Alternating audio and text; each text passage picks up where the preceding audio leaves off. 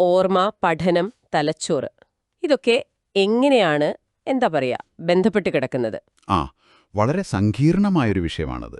ഇന്ന് നമ്മൾ ആ ഒരു വിഷയത്തിലേക്ക് കുറച്ചുകൂടി ആഴത്തിൽ നോക്കുകയാണ്. നമ്മുടെ കയ്യിലുള്ള ഫുഹാഡ് മാഷിന്റെ ലെക്ചർ നോട്ടുകളും പിന്നെ ഇഗ്നോയുടെ ആ മെറ്റീരിയൽ ബ്ലോക്ക് 1 യൂണിറ്റ്സ് 3 ഭാഗങ്ങളുമൊക്കെ വെച്ചിട്ട്. ശരിയാണ്. തലച്ചോറിന് എന്തെങ്കിലും ക്ഷതം പറ്റിയാൽ, പ്രത്യേകിച്ച് ശസ്ത്രക്രിയയൊക്കെ കഴിഞ്ഞാൽ ഓർമ്മയെ അതെങ്ങനെ ബാധിക്കും? മീഡിയൽ ടെമ്പറൽ ലോബിന് ഇതിൽ എന്ത് പങ്കാണുള്ളത്? ഇതൊക്കെയാണ് നമ്മൾ നോക്കുന്നത്. വളരെ പ്രധാനപ്പെട്ട ഒരു ഏരിയയാണിത്, പ്രത്യേകിച്ച് ന്യൂറോ സൈക്കോളജിയിൽ. അപ്പോൾ ഓർമ്മയെക്കുറിച്ച് പറയുമ്പോൾ ഹെൻറി മൊളൈസൺ ആ കേസ് സ്റ്റഡി അത് ഒഴിവാക്കാൻ പറ്റില്ല അല്ലേ? ഒട്ടും പറ്റില്ല. എച്ച്എമ്മിന്റെ കേസ് ശരിക്കും നമ്മുടെ ഓർമ്മയെക്കുറിച്ചുള്ള ധാരണകളെ ഒരുപാട് മാറ്റിമറിച്ചു. തലച്ചോറും ഓർമ്മയും തമ്മിലുള്ള ആ ഒരു കണക്ഷൻ, അതിലേക്ക് വെളിച്ചം വീശിയൊരു കേസാണത്. എന്തൊക്കെയായിരുന്നു അതിലെ പ്രധാന കണ്ടെത്തലുകൾ? നമുക്ക് എച്ച്എമ്മിൽ നിന്ന് തന്നെ തുടങ്ങാം. അദ്ദേഹത്തിന് വളരെ കഠിനമായ അപസ്മാരം, എപ്പിലെപ്സി ഉണ്ടായിരുന്നു. നിയന്ത്രിക്കാൻ പറ്റാത്ത തരത്തിലുള്ളത് അല്ലേ? അതെ. മരുന്നുകൾ കൊണ്ടൊന്നും ഫലമില്ലാതെ വന്നപ്പോൾ അതിന്റെ ഒരു ചികിത്സ എന്ന നിലയ്ക്കാണ് ആ ശസ്ത്രക്രിയ നടത്തിയത്. തലച്ചോറിലെ ശസ്ത്രക്രിയ മീഡിയൽ ടെമ്പറൽ ലോബിലാണ് അത് ചെയ്തതെന്നാണല്ലോ പറയുന്നത്. അതെ. 1953 ഡോക്ടർ സ്കോവിലാണ് ആ സർജറി ചെയ്തത്. അപസ്മാരത്തിന്റെ ആ ഒരു പ്രഭവ കേന്ദ്രം അത് മീഡിയൽ ടെമ്പറൽ ലോബിന്റെ ഉൾഭാഗങ്ങളിലാണെന്ന് കണ്ടെത്തി. ഓഹോ. അപ്പോ ആ ശസ്ത്രക്രിയയിൽ 2 ഹെമിസ്ഫിയറിലെയും മീഡിയൽ ടെമ്പറൽ ലോബിന്റെ ഭാഗങ്ങൾ, അതായത് പ്രധാനമായും ഹിപ്പോകാമ്പസ് പിന്നെ അമിഗ്ഡാലയുടെയും കുറച്ചു ഭാഗങ്ങൾ രണ്ടും നീക്കം ചെയ്തോ? അതെ, ഭൂരിഭാഗവും നീക്കം ചെയ്തു. അതോടെ അപസ്മാരം കുറഞ്ഞു എന്നത് ശരിയാണ്. പക്ഷേ ഓർമ്മയുടെ കാര്യത്തിൽ വലിയ പ്രശ്നമുണ്ടായി അല്ലേ? എന്തായിരുന്നു ആ പ്രശ്നം? പഴയ ഓർമ്മകളാണോ പോയത്, അതോ പുതിയവ പഠിക്കാൻ പറ്റാതായോ? അവിടെയാണ് ആ കേസിന്റെ ഒരു പ്രത്യേകത. ശസ്ത്രക്രിയയ്ക്ക് മുൻപുള്ള കാര്യങ്ങൾ, അദ്ദേഹത്തിന്റെ കുട്ടിക്കാലം, ചെറുപ്പകാലം, അതൊക്കെ ഓർമ്മയുണ്ടായിരുന്നു. സ്വന്തം പേര്, ആളുകളെ തിരിച്ചറിയാനുള്ള കഴിവ്, അതൊന്നും പോയില്ല. പക്ഷേ ശസ്ത്രക്രിയ കഴിഞ്ഞ നിമിഷം മുതൽ അങ്ങോട്ട് പുതിയ ഓർമ്മകൾ, പുതിയ ദീർഘകാല ഓർമ്മകൾ, അതായത് പുതിയ കാര്യങ്ങൾ പഠിച്ച് ഓർമ്മയിൽ സൂക്ഷിക്കാനുള്ള കഴിവ്, അത് പൂർണ്ണമായി നഷ്ടപ്പെട്ടു. പൂർണ്ണമായിട്ടോ? അതെ.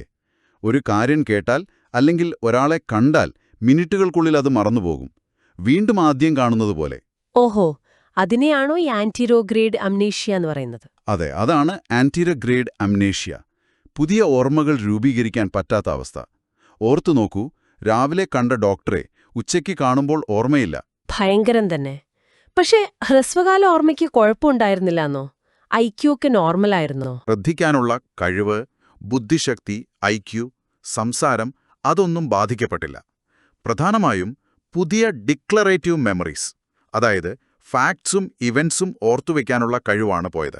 അപ്പം ഇതിൽ നിന്ന് മീഡിയൽ ടെമ്പറൽ ലോബ്, പ്രത്യേകിച്ച് ഹിപ്പോകാമ്പസ്, അതിന്റെ റോൾ എന്താണെന്നാണ് വ്യക്തമായത്. പുതിയ ഓർമ്മകൾ ഉണ്ടാക്കാൻ മാത്രമാണോ അത് സഹായിക്കുന്നത്? എച്ച്എമ്മിന്റെ കേസ് തന്നെ ഏറ്റവും വലിയൊരു ഇൻസൈറ്റ് അതാണ്. മീഡിയൽ ടെമ്പറൽ ലൂബും അതിലെ ഹിപ്പോകാമ്പസും പുതിയ ഡിക്ലറേറ്റീവ് ഓർമ്മകൾ കൺസോളിഡേറ്റ് ചെയ്യാൻ, അതായത് ഹ്രസ്വകാല ഓർമ്മയിൽ നിന്ന് ദീർഘകാല ഓർമ്മയിലേക്ക് മാറ്റാൻ അത് അത്യാവശ്യമാണ്. കൺസോളിഡേഷൻ. അതെ, ആ ഒരു ഉറപ്പിക്കൽ പ്രക്രിയയ്ക്ക് ഹിപ്പോകാമ്പസ് വേണം.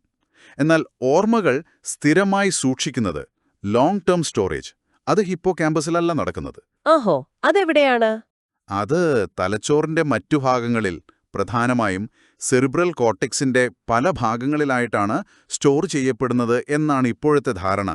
കാരണം എച്ച്എമ്മിന് പഴയ ഓർമ്മകൾ, അതായത് കൺസോളിഡേഷൻ കഴിഞ്ഞ ഓർമ്മകൾ, അവയ്ക്ക് വലിയ തകരാറൊന്നും ഉണ്ടായിരുന്നില്ല. ശരി. അപ്പോ കൺസോളിഡേഷൻ കഴിഞ്ഞാൽ പിന്നെ ആ ഓർമ്മയ്ക്ക് ഹിപ്പോകാമ്പസിന്റെ ആവശ്യമില്ല. അതെ, അങ്ങനെയാണ് കരുതുന്നത്. ആ ഓർമ്മ പിന്നീട് കോർട്ടെക്സിൽ ഒരു സ്വതന്ത്രമായ രൂപത്തിൽ നിലനിൽക്കും. നമ്മൾ ഈ എച്ച്എം കേസും മീഡിയൽ ടെമ്പറൽ ലോബും വിശദമായി ചർച്ച ചെയ്തു. പക്ഷേ നിങ്ങൾ തന്ന ആ നോട്ടുകളിൽ ഓർമ്മക്കുറവിന് മറ്റു കാരണങ്ങളും പറയുന്നുണ്ടല്ലോ. ഉണ്ട്, തീർച്ചയായും. ഓർമ്മ എന്നത് ഒരു സിംഗിൾ സ്ട്രക്ചറിന്റെ മാത്രം കളിയല്ല, അതൊരു നെറ്റ്വർക്കാണ്. ഉദാഹരണത്തിന് കോർസാക്കോഫ് സിൻഡ്രോം എന്ന അവസ്ഥ, മദ്യപാനം മൂലമുണ്ടാകുന്നതല്ലേ? ഫിലോൺ എന്ന ഭാഗത്തെ ഡോർസോമീഡിയൽ തലാമസ്, മാമലറി ബോഡീസ് തുടങ്ങിയ സ്ട്രക്ചറുകൾക്കാണ്. ഓഹോ, വേറെ ഭാഗങ്ങൾ. അതെ, ഈ ഭാഗങ്ങൾക്കും ഓർമ്മയുടെ സർക്യൂട്ടിൽ പ്രധാന പങ്കുണ്ട്.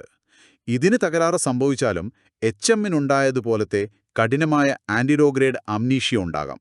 അതായത് ഓർമ്മയുടെ പ്രോസസ്സിംഗിൽ തലച്ചോറിലെ പല ഭാഗങ്ങൾ, പല നെറ്റ്വർക്കുകൾ ഉൾപ്പെട്ടിട്ടുണ്ട്. അപ്പോ ഇന്നത്തെ ഈയൊരു വിശകലനത്തിൽ നിന്ന് നമുക്ക് മനസ്സിലാക്കാവുന്നത് ഓർമ്മയുടെ ഓരോ ഘട്ടത്തിനും തലച്ചോറിൽ അതിൻ്റേതായ പ്രധാനപ്പെട്ട ഭാഗങ്ങളുണ്ട്. ശരിയാണ്. പുതിയ ദീർഘകാല ഓർമ്മകൾ ഉണ്ടാക്കാൻ, അത് കൺസോളിഡേറ്റ് ചെയ്യാൻ മീഡിയൽ ടെമ്പറൽ ലോബും ഹിപ്പോകാമ്പസും വേണം. HMന്റെ കേസ് അത് അടിവരയിട്ടു. അതെ. എന്നാൽ ഓർമ്മകൾ സ്ഥിരമായി സൂക്ഷിക്കുന്നത് കോർട്ടെക്സിന്റെ പല ഭാഗങ്ങളിലാണ്.